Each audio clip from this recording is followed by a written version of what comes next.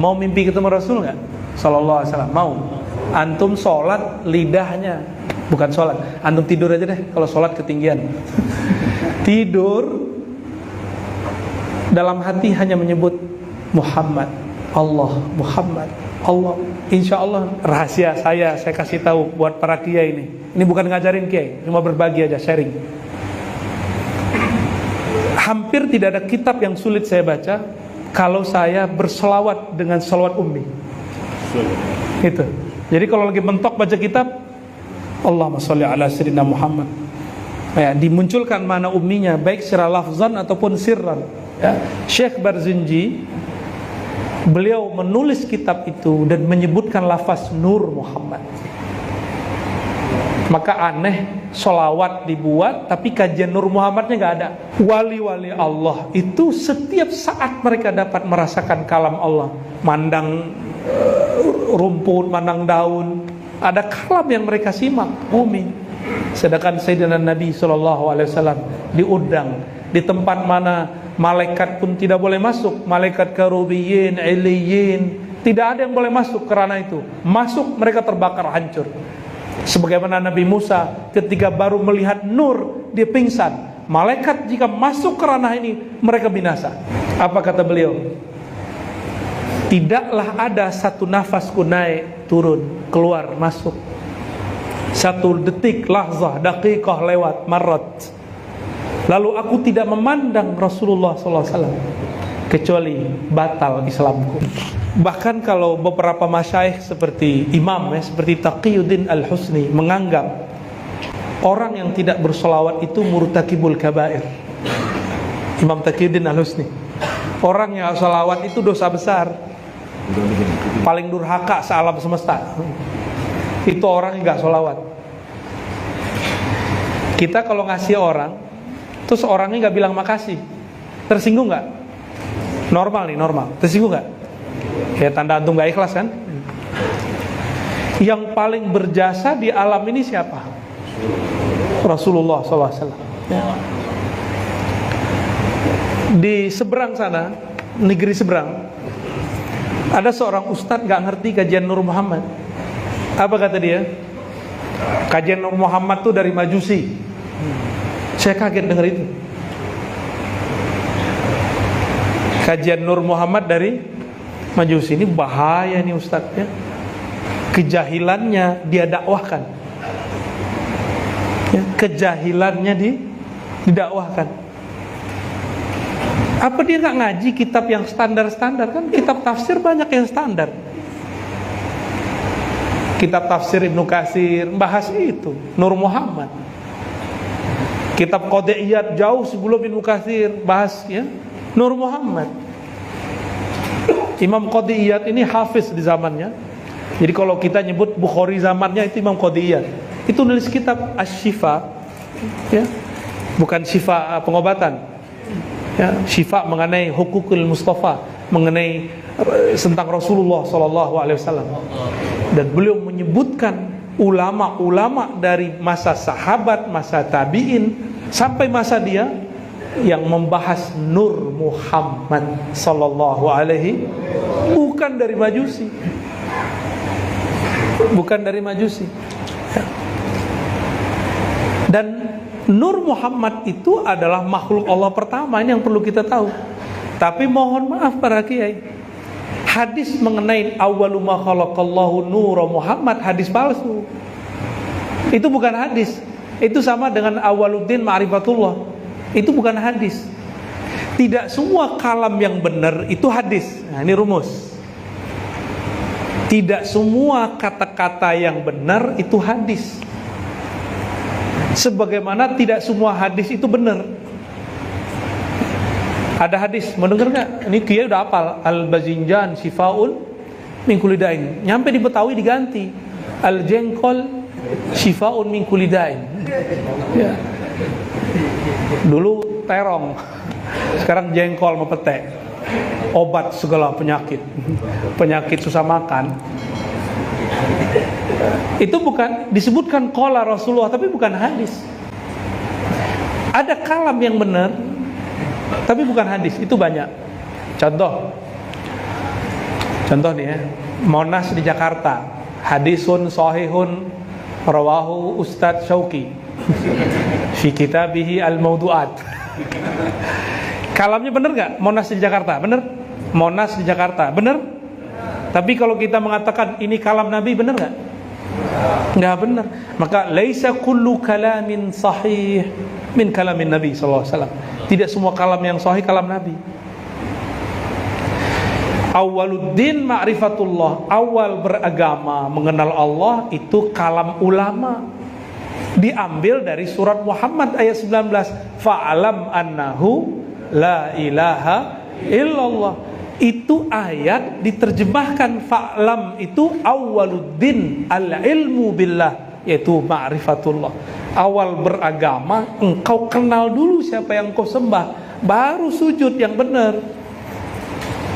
Kecil belajar sholat, masa sampai gede masih belajar sholat? Bukan sholatnya lagi yang dipelajari, tapi yang disembah. Kalau sholat dari dulu rukunnya 13, nggak usah nambah-nambah. Ada tambahan pakai. Jadi kiai-kiai mohon maaf, ada beberapa yang putus asa, mungkin udah gak khusyuk kali ya. Udah lu gak usah belajar ilmu hakikat, benerin aja syariat. Lah justru syariat itu benernya pakai hakikat. Hakikatnya sholat, aqimis sholat li dzikri. Apa hakikatnya sholat? Zikrullah. Maka siapa saja kiai, siapa aja yang belajar zikir, dia sedang belajar hakikat sholat. Jadi kalau ingin benerin sholat, benerin zikirnya ya. Bukan banyakin puasa, itu udah beda bab, beda rukun. Itu rukun keempat tuh ya. Ya. Ada orang mau sholat khusyuk, puasa banyak-banyak, nggak nyambung. Kalau mau khusyuk, zikirnya yang banyak. Hatta yakuna zikruhu fi kulli halih ya. Sehingga zikirnya setiap keadaan, mau qaiman, qiyaman, wa qu'udan, wa ala junubi. Dia tidur pun dalam tidurnya dia berzikir. Nah, mau mimpi ketemu Rasul nggak? Sallallahu alaihi wasallam. Mau? Antum sholat lidahnya, bukan sholat. Antum tidur aja deh. Kalau sholat ketinggian. Tidur dalam hati hanya menyebut Muhammad, Allah, Muhammad, Allah. Insya Allah di saat kita lupa ingin mimpi, Allah kasih mimpi ketemu Rasulullah SAW. Ya. Insya Allah ya. Kalau wali-wali Allah, mereka mau kapan aja ketemu, rohaninya bisa nyambung langsung, nggak perlu mimpi.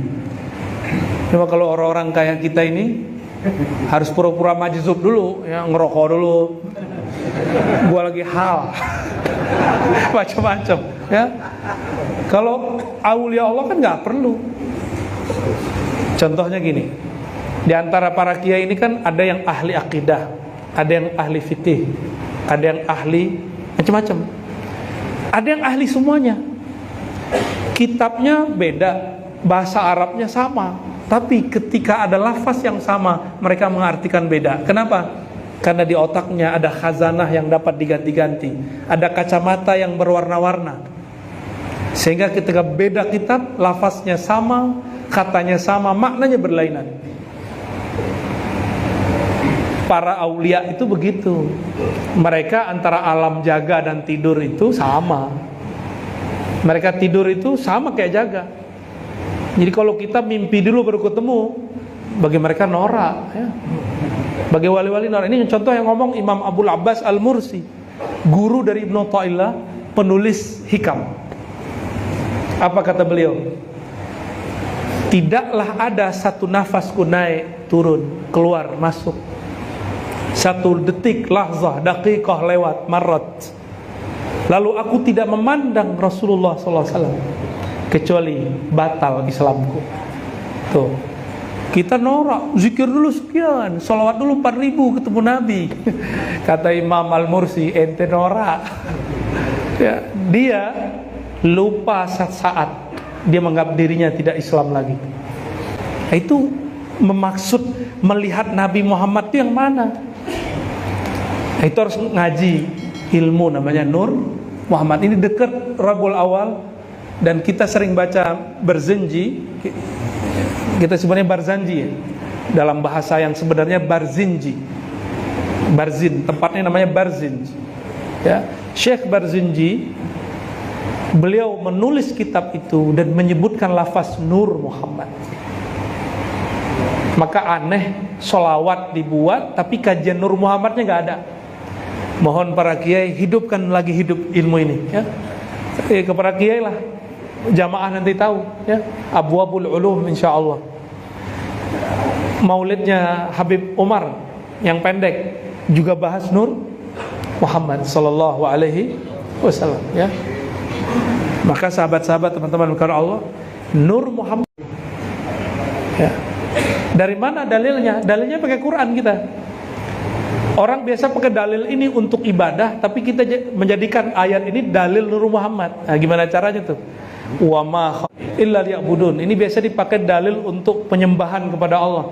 Tapi ulama-ulama ahlul ma'rifah, apa kata mereka? Ini dalil Nur Muhammad. Coba diterjemah. Tidak aku ciptakan jin dan manusia, ya, kecuali untuk menyembahku. Benar. Itu terjemahan pertama. Terjemahan kedua, coba dengerin. Tidak aku ciptakan jin dan manusia kecuali untuk mengenalku. Dua terjemahan aja dulu. Kita kasih pertanyaan. Siapakah yang paling sempurna menyembah Allah? Rasulullah SAW. Maka makna ayat itu siapa? Wa ma khalaqtul jinna wal insa illa liya'budun. Ya'budun, mereka jin dan manusia menyembah aku. Kata Nabi Muhammad SAW, sallu kama ra'aitumuni usalli. Kamu kalau sholat ibadah, lihat sebagaimana aku sholat. Jadi yang dimaksud ayat itu siapa? Yang Allah ajarkan cara menyembah Dia secara hakiki siapa? Satu-satunya makhluk yang diizinkan bermusyahadah di atas arasnya siapa? Bukan berarti Allah di aras. Musyahadah. Musyahadah itu bisa di mana aja. Dan musyahadah tertinggi di alam arsyah. Ar-Rahman 'alal arsyis. Oh, itu yang disebut al-ihsan. An ta'budallah ka'annaka tarah. Ihsan itu, ini bukan kajian tinggi, ini kajian biasa. Hadis sahih Muslim. Ihsan itu engkau menyembah Allah seakan memandangnya. Nah, yang paling tinggi memandangnya itu di hadrat yang paling tinggi. Kita ini masih di hadrat al-ardiyah, di muka bumi. Sedangkan Sayyidina Nabi SAW diundang di tempat mana malaikat pun tidak boleh masuk. Malaikat karubiyin, iliyin, tidak ada yang boleh masuk kerana itu. Masuk mereka terbakar hancur. Sebagaimana Nabi Musa ketika baru melihat nur, dia pingsan. Malaikat jika masuk kerana ini mereka binasa.